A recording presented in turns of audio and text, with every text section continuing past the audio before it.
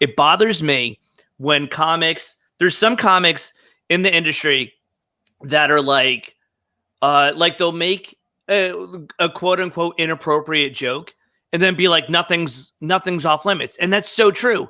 But how you say it and when you say it is important, because timing and delivery on stage matter. So why shouldn't it matter in real life? Why wouldn't that? It's the same formula. So why wouldn't that matter off stage? Yeah, you wouldn't go and bring up a difficult topic with your wife if your delivery was terrible and your timing was terrible. Right. Yeah. And if I literally just got done having sex with my wife and then I rolled over and I said, I've had better. Immediately, and then she goes, what? And I go, nothing's off limits with us. It wouldn't have the same effect. Do you know what I mean? Right. Right. Or like if I was done having sex with my boyfriend and I was like, we really don't have sex enough, you know? Right. Maybe I should have done that because I haven't had better. If she's listening. But it's such a unique relationship, audience and performer. And everything has to go into account. And like you say, you learned that from Berg, and I think that's great. I learned that from Carlos Mencia, which is it annoys me how much shit people give him, regardless of how you feel about this guy's past or did he, didn't he, whatever he says or whatever. And for people who have no clue, he was very much accused of joke stealing. Yes. Yeah. So Joe Rogan confronted him on stage to accuse him of lifting people's bits. And look, I know his side of what he said. I've heard the other side of what's been said, and I don't even care to debate that because I wasn't even around for that. What I can tell you is my life on stage and off would be worse if he were not in it. He literally took me on the road as 4 years in as a crowd work comic. Wow. And taught me technicalities of how to perform to a large crowd, how to scale the room down, even though it's like this physical theater, how to scale it down in your performance, but also scale it up at the same time. Timing. I perform the speed I do because he told me to speed it up. The way my physical movements, like structure, writing structure, like we'll write shit together. Like I'll write something and then I'll get off stage and it'll be like, oh, I love this. You should try this, or you should try this, or blah, blah, blah, blah, blah.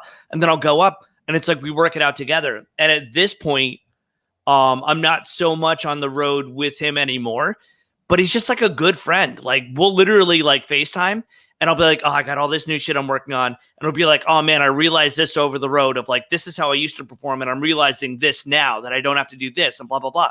And it's like, we actually talk shop like that. And if I never went on, it's so crazy. It's so insane to me. Even like, okay, I teach stand-up. I teach intro to stand-up, or I was for a while in the city. I stopped over the summer. And people are always like, you can't teach comedy. And that's so untrue. You can teach someone, you can't teach funny. If you're not funny, there's nothing I can do to help you. But if you're funny, I can teach you to be tighter. I can teach you to write better. I can teach you to perform better because someone taught me how to do that. And it's like, that's what the comedy industry has been doing for years, is you get a tip from someone and then you change over time. Yeah. And it's like, Carlos taught me how to do that. And I look, if you had taken a Laughing Buddha comedy lesson in the last 4 years, then you've learned from Carlos Mencia as well. Wow. Because I have direct lessons from him that have gone into like my own philosophy on comedy. And then I instill that. So it's like, I guess that's, so I wrote that album basically learning how to be a good comic. So it's super performance heavy. It's super influenced by him. And I edited it for so long. And that's so funny. I was like, how the fuck did we even get on this? The professionalism that I brought this up with, of the type of comic I like to be. I'm also a perfectionist off stage. So when I listen to my album, it took me 25 hours to edit it because I was so intricate with every edit.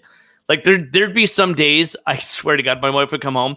I'm on our balcony binge smoking cigars. It's just like covered in like a blanket. Yeah, I'm like Cuomo after sexual assault allegations. Yeah. And my wife was like, "Are you okay?" She's like, "I think you need to take a week off." Yeah, exactly. It's just I'm just mouthed no, I'm not. I was like, I would do a joke and then take a week off because it was so like mentally taxing to hear that, because I'm listening as an audience going, if I were listening to this, I know I would hear this. And as a comic, I don't want people to hear this. So it's like this like really fucked up dual relationship. So by the time it came out, it was released a year and a month after I had recorded it. So you were like, now do you do any of that material on stage anymore? None of it. Nothing. I do none of it. And that's what I wanted to do the most, is I was done talking about it because it wasn't my life anymore. And I wanted to talk about new things. So I threw it all. I recorded it because I wanted to get rid of it. And I was like, I'm proud of this. So I want to do something with it instead of just stopping it. So I recorded the album because of that. I didn't say this is the best time.